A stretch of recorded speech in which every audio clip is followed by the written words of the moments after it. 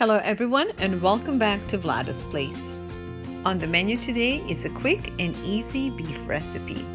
Eating healthy, eating good does not have to break your budget, and this recipe is here to prove it. Step 1 is shop smart and look for sales. I ran into this wonderful piece of beef that was on a sale from almost $20 to $9, and the beef was absolutely perfect. So let's start by cubing the meat in large cubes like this. You will notice that meat also has some fat on it, which I am purposely not removing because this will add some flavor to our dish. We're going to quickly brown them in olive oil. However, if you have some bacon fat, that would work even better. Next step is salting them, and after allowing them to brown on one side, we're going to turn them around, allow them to brown on the other side, and then we will remove them and line them in a Dutch oven.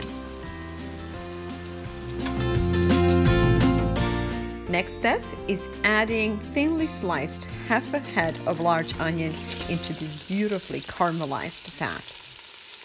Cook the onions only enough until they pick up this caramelized flavor and the color. So not more than a minute and a half. Now we're going to add a few cloves of garlic, and you just saw that I kept the cloves whole. I purposely didn't want to slice them. And while we're doing this, we want to make sure that we're keeping the fire on to keep the dish warm. Oven is on as well, and as soon as we're done with this, the dish is going right back to the oven. Next is a crushed pepper, and go per taste. Also, we're adding 3 bay leaves and a few crushed red peppers, as well as some fresh herbs like thyme and oregano, only if you have it. And then I'm gonna finish all this with Merlot, because we have a bottle of open Merlot from a winery right down the hill from our house. So basically these grapes are from our dirt, and Cabernet would be fine, or any red wine that you have left over. Just top it off.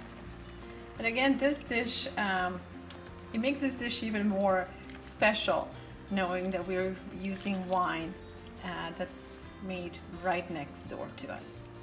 All right, for a handsome portion, and we're gonna cover it, and then it's going in an oven. I would suggest to cook it on 375 for the first 15 minutes, then reduce the temperature to 300 and cook it for another 45 minutes.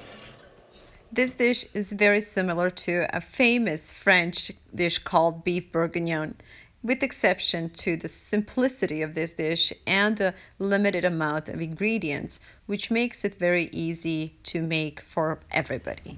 Okay, let's see what we got here. My son said that this looks like a big mess, and I was trying to tell him that that's the whole point. And there we go. Beautiful pieces of garlic, and meat is still very much together, but my daughter had tried it already and she said that it's super tender. So I'm just going to pour a little bit of this meat and wine juice. We add another piece of meat on there, and we are ready to eat. All right, I'm serving it on sticky rice because, as I said, my daughter likes sticky rice, but I personally prefer basmati. If not rice, you can serve it on the mashed potatoes or on pasta.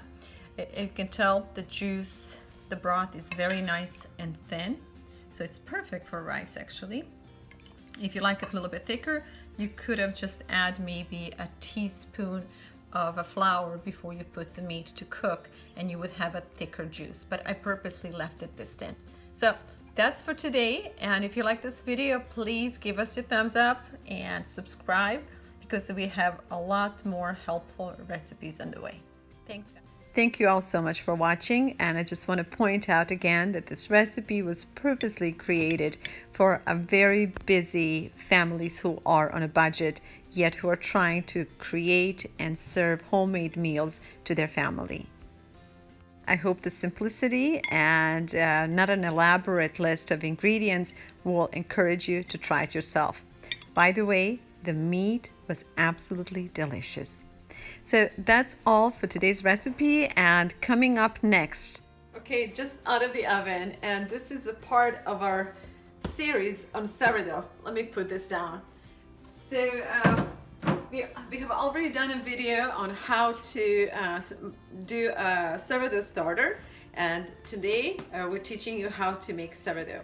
This, if you come close, I'm gonna just squeeze it just a little bit, and you can hear the crunchiness. That's what you want, a crunchy outside with a really moist and good inside. Let me bring it on the sun. So next video is all about how to make a sourdough and how to master the process of making it really good. Thank you again, and until the next time, please take good care of yourself and those around you.